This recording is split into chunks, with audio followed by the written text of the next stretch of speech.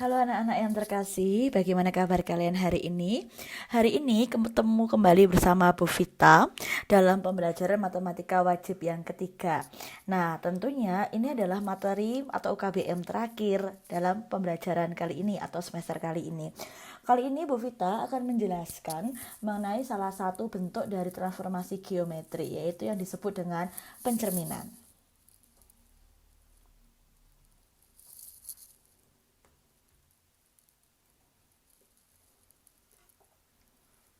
Nah, salah satu bentuk dari transformasi geometri yaitu pencerminan atau biasanya disebut sebagai refleksi.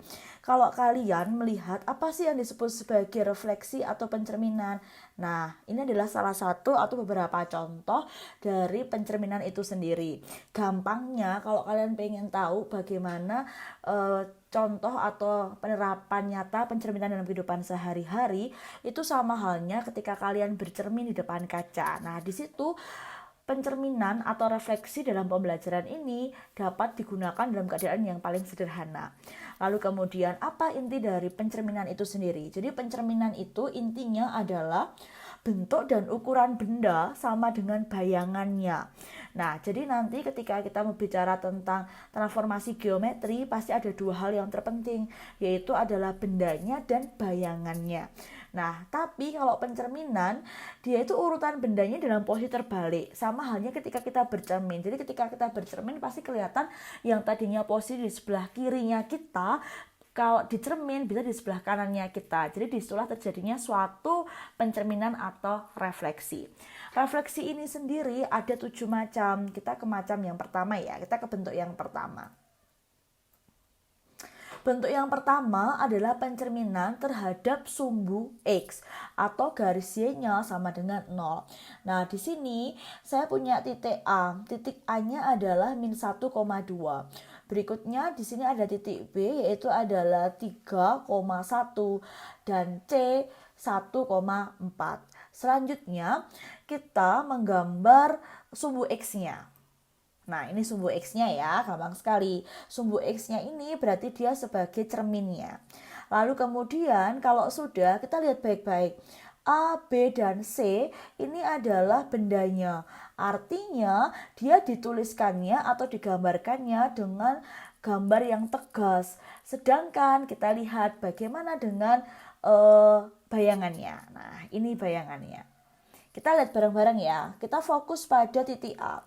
Titik A, dari titik A menuju cermin atau menuju sumbu X, dia ada langkahnya atau jaraknya ada 2. 1, 2. Berarti bayangannya itu ada di 1, 2. Nah, di sini. Ini ada A aksen. Maka A aksennya adalah min 1, min 2. Gampang ya. Lalu berikutnya kita ke titik B. Titik B pada sumbu X dia berjarak 1. Maka pencerminannya atau bayangannya itu ada di baliknya. Nah, ini ada B aksennya juga berjarak yang sama dengan cerminnya. Lalu berikutnya di sini ada titik C. Titik C jaraknya pada sumbu X itu adalah 4. Berarti C aksennya itu ada di posisi sebaliknya yang berjarak sama dengan cermin yaitu juga 4. Nah, kemudian tinggal kita hubungkan titik-titik antar bayangannya. Jadinya seperti ini. Jadi kita bisa membandingkan. Kalau kita lihat benda dan bayangannya, dia besarnya sama ukurannya, bentuknya pun sama. Tetapi arahnya, urutannya yang berbeda saja. Nah, kemudian kita lihat bareng-bareng. Kalau benda itu adalah sesuatu yang nyata, maka di sini dia harus pakai garis tegas. Sedangkan bayangannya dia potong-potong atau seperti ini, titik-titik seperti ini. Oke ya, gampang ya, clear. Lalu berikutnya, kalau sudah kita dapat menyimpulkan bahwa maka P adalah bayangannya terletak pada X, Y. Kemudian dicerminkan pada sumbu X, maka menghasilkan P aksen. Nah, bayangannya berarti X aksen, Y aksen. Nah, ini sama dengan P aksen yang tadinya X, tetap X pada bayangannya. Sedangkan yang tadi bendanya ada di Y menjadi min Y. Nah, kita lihat bersama-sama. Kita contohnya A ya. A, dia X-nya min 1. Pada A aksen, X-nya juga min 1. Jadi sama tetap di X. Berikutnya, Y-nya pada titik A adalah 2. Padahal di bayangannya itu adalah min 2. Nah, ini dapat dari mana? Yang ini diperoleh dari gambar yang tadi sudah kita cobakan. Nah, berikutnya. Di sini ada bentuk matriksnya. Bentuk matriksnya adalah X aksen Y aksen sama dengan 1, 0, 0, min 1 dikali dengan XY. Nah, ketika ini kita operasikan bentuk matriksnya, maka nanti kita akan memperoleh hasil juga sama, X, min Y. Lalu kemudian pertanyaannya pasti, bentuk matriksnya untuk apa sih Bu Vita? Bentuk matriks ini digunakan untuk mengerjakan soal-soal yang pencerminan tidak pada titik, melainkan bisa pada garis, bisa juga pada parabola. Sedangkan jika pada titik, kita bisa langsung menggunakan yang ini, kesimpulan atas ini. Oke ya, bisa dipahami ya naknya, ini adalah bentuk yang pertama. Nah, jenis yang kedua adalah pencerminan terhadap sumbu Y, ya ini garis X sama dengan 0. Di sini Bu Vita punya benda-bendanya adalah suatu segitiga ABC. ABC ini sama seperti gambar pada pencerminan pada sumbu X tadi. Yang membedakan adalah cerminnya. Lalu kemudian saya gambar cerminnya. Cerminnya adalah sumbu Y. Nah, dengan demikian kita bisa menggambar bayangannya. Oke ya. Lalu kemudian gampang sekali melihatnya. Nah, jadi jaraknya A ke sumbu Y ini kan satu kotak. Pasti sama dengan jaraknya A aksen pada sumbu Y. Juga sama dengan satu kotak. Nah, ini digunakan pula untuk yang lainnya. Oke ya, untuk B maupun untuk C-nya. Maka di sini dapat disimpulkan bahwa ketika bendanya P yaitu X, Y lalu kemudian dicerminkan pada sumbu Y, hasilnya menjadi P aksen yaitu terletak pada X aksen Y aksen sama dengan P aksen dalam kurung min X, Y. Nah, kita lihat bareng-bareng di sini. A X-nya adalah min 1. Berarti bayangannya menjadi 1 karena min X ya enggak?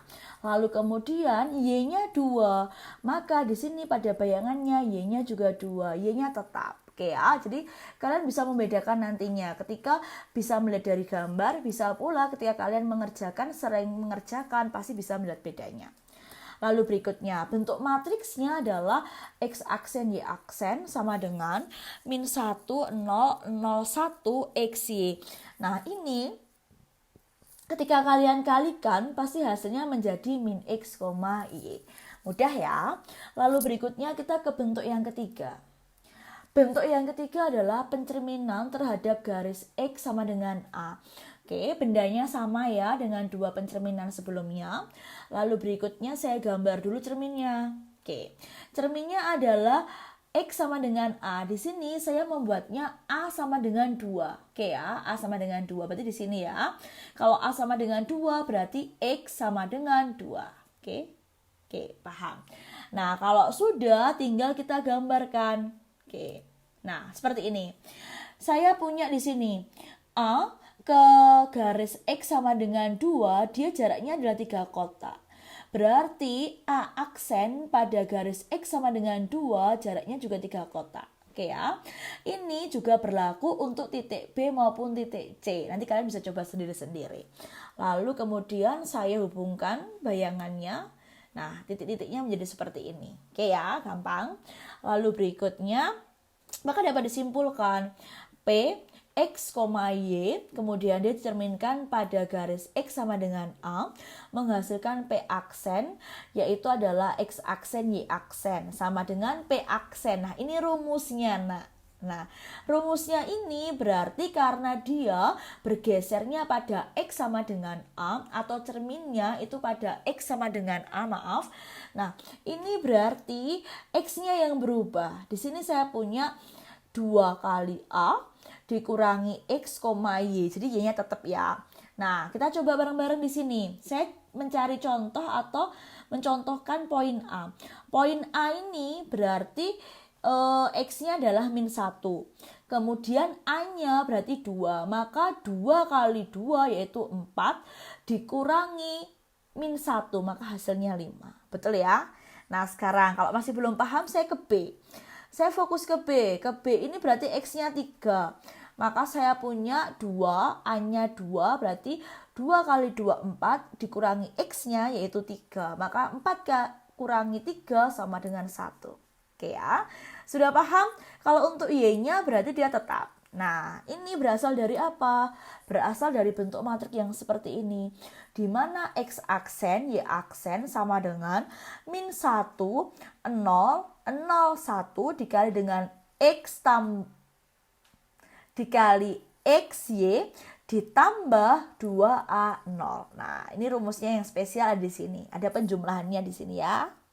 Oke. Nah, kita lanjutkan ya, yaitu pencerminan terhadap garis Y sama dengan B. Nah, gambarnya sama, kemudian saya gambar dulu cerminnya. Nah, cermin di sini ya, yaitu Y sama dengan 1, berarti B-nya adalah 1. Oke, paham? Lalu berikutnya saya gambarkan bayangannya. Oke ya, bayangannya kelihatan sekali, kita lihat bareng-bareng. Nah, di sini A kepada garis Y sama dengan 1, dia jaraknya adalah 1. Maka jaraknya A aksen pada garis Y sama dengan 1 yaitu 1. Nah, ini juga berlaku untuk titik B maupun titik C. Yang spesial itu adalah titik B. Titik B ini dia terletak pada Y sama dengan 1. Nah, kalau ini seperti ini, terletak pada seperti ini, berarti nanti bayangannya juga berhimpit pada satu titik. Oke, bisa dipahami ya. Maka dapat disimpulkan. Oke, sebelum saya menyimpulkan, kemudian titik-titik tadi bayangannya kita tinggal hubungkan dengan garis putus-putus. Sekarang kita menggambar bayangannya. Jadi ingat baik-baik. Kalau benda dia harus garis tegas, sedangkan kalau bayangannya itu adalah garis putus-putus. Nah, di sini dapat disimpulkan P terletak pada X, Y, kemudian dicerminkan pada Y sama dengan B, maka menjadi P aksen dengan bayangannya terletak pada X aksen, Y aksen.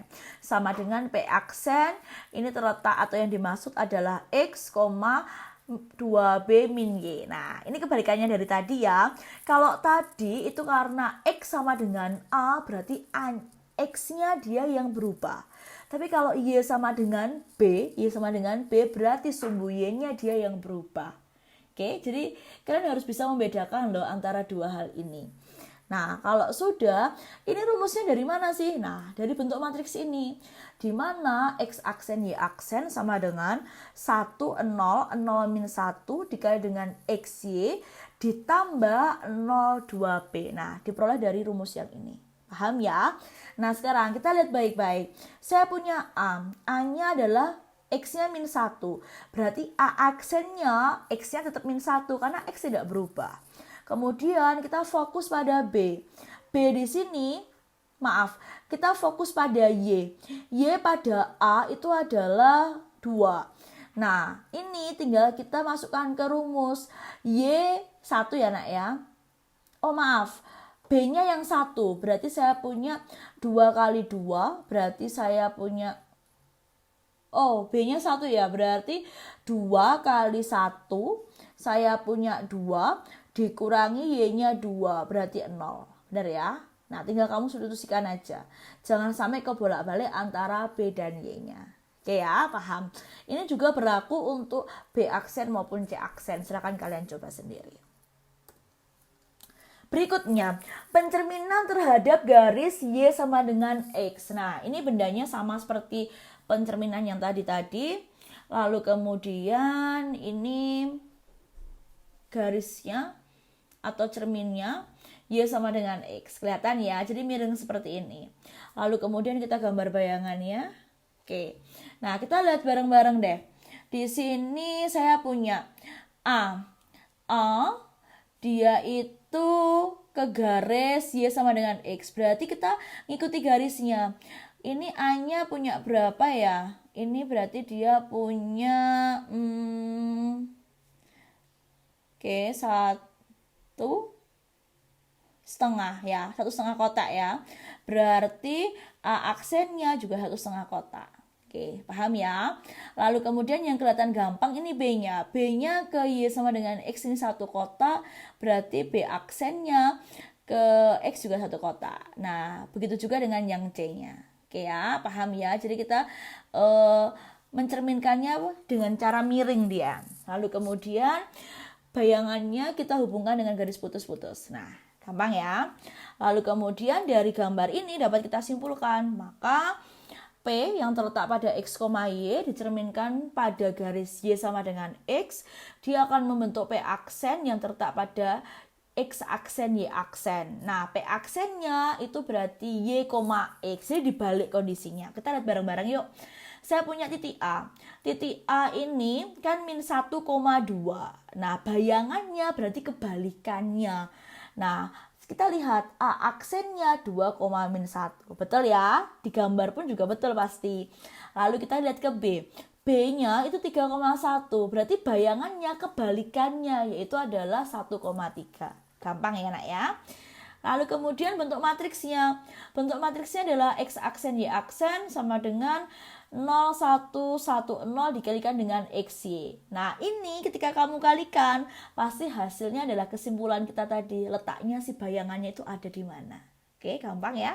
Kita lanjut ke bentuk yang ke-6. Oke, bentuk yang ke-6, pencerminan terhadap garis Y sama dengan min X. Kalau tadi garis Y sama dengan X berarti dia condong ke kanan. Sedangkan kalau Y sama dengan min X, bagaimana kira-kira cerminnya? Nah, seperti ini, condong ke kiri. Oke ya. Terus kalau sudah, kita tinggal bisa menggambar bayangannya. Oke, gampang ya. Nah, kita lihat bareng-bareng yuk. Nah, di sini saya punya yang gampang yuk, yang A. Titik A ke garis Y sama dengan min X, dia ini jaraknya cuma setengah kotak. Ya, berarti A aksen ke garis Y sama dengan min X juga sama setengah kotak. Oke. Nah, bagaimana ke yang lain? Yang lain juga sama pasti. Nah, yang B ini berapa kotak ya? 1, 2. Ya, 2 kotak ya B-nya. Berarti B aksen juga sama. 1, 2, 2 kotak. Nah, kalau sudah berarti titik-titik bayangannya ini tinggal kita hubungkan dengan garis putus-putus. Nah, berarti sudah kelihatan bayangannya di mana. Kemudian kalau sudah dapat kita simpulkan, maka ketika bendanya P terletak pada X, Y, kemudian dicerminkan pada Y sama dengan min X, maaf ya, ini min X.